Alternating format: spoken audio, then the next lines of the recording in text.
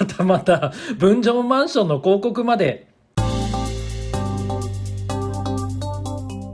皆様こんにちは。地理学出身、そして街の息遣いをジオラマで表現するアトリエモリジです。新保光俊さんの新生岡鉄道を何回かに分けてご紹介してますが、編集を進めるほどその都市設定の深さに驚かされています。街並みだけじゃなくってレイアウトの制作前に地域全体の立体地図まで作られていたそうなんです。そんな中、先日の東京ジオラマ展で僕また別の架空都市と出会っちゃったんです。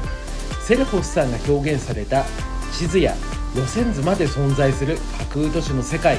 それを見て僕も子供の頃架空都市を作っていたことを思い出しました。今回は少し寄り道をして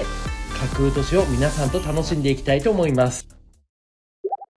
川崎府の日常をジオラマで再現しました。詳しくは概要欄をご参照ください。東京ジオラマ展で出会ったセルホスさんの展示、驚いたのは街並みそのものだけじゃなくって、街を支える情報まで丁寧に作り込まれていたことなんです。小文社マップ風の都市地図、立体地図、鉄道路線図、そしてですね、支障まで。それだけじゃないんですよ。高速道路の出口看板、道路案内標識、はたまた分譲マンションの広告まで。存在しない街なのにそこには人々の暮らしが確かに見えてくる、そんな不思議な感覚がありました。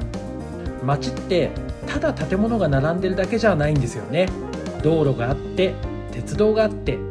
行政のデザインがあって、経済、そして広告があって、人が目的地に向かう流れがあります。セルホスさんの作品はその街の息遣いまで見事に再現されていました。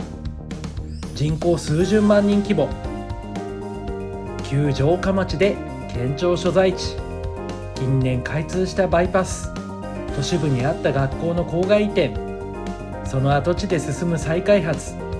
ただ地図を作るだけじゃなくって街の歴史そのものが作られていたんです。地図は場所を探すためのものだけじゃなくって街の成り立ちを読む資料でもあります。僕が地図を読むときに何を読み取ってそれを作品作りにどう生かしているのか、少し深い話になりますんで、メンバーシップでお話ししようと思います。新保さんの大川町にも通じる街を作る前に世界を作る、お二人に共通する街づくりの姿勢でした。そしてね、何より驚いたのがセルホスさんもまた都市の立体地図まで制作されていたことです。学生時代、地形図を切り出して立体地図を制作したことを思い出しながら、僕自身の地理好きの原点を改めて思い出させてくれる、そんなブースでした。実は僕自身も子供の頃架空都市を作ってたんです。小学生の頃はテストが早く終わったら余白に架空鉄道の廃線図を描いていました。そして高校時代にはチラシの裏にこんな架空都市の地図まで描いてたんです。当時の僕にとって馴染みのある場所を思い浮かべながら現実にはない街を描くことで心の中に理想の世界を作ってたのかもしれません。この地図は政令指定都市とその衛星都市のもので、湖やそこに流入する一級河川、プロ野球が開催される野球場など、僕なりに街の息遣いを想像していたんだと思います。ちなみに時刻表も作ったりしてたんです。この地図、時刻表、今も大切に取ってあります。凄腕モデラーの愛木さんとの合作を動画化しました。詳しくは概要欄をご参照ください。理想の街、懐かしい街、失われた風景、こうあってほしい未来、そんな思いが街という形になる。だからこそ存在しない街に惹かれるのかもしれません。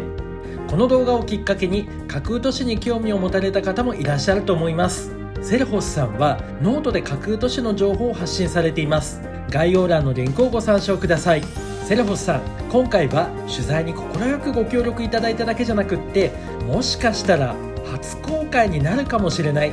貴重な画像までご提供くださいまして誠にありがとうございました。そして新保さんの大川町もまた一つの架空都市です。街並みだけじゃなく、その外側にある地形や海、歴史までも想像された都市。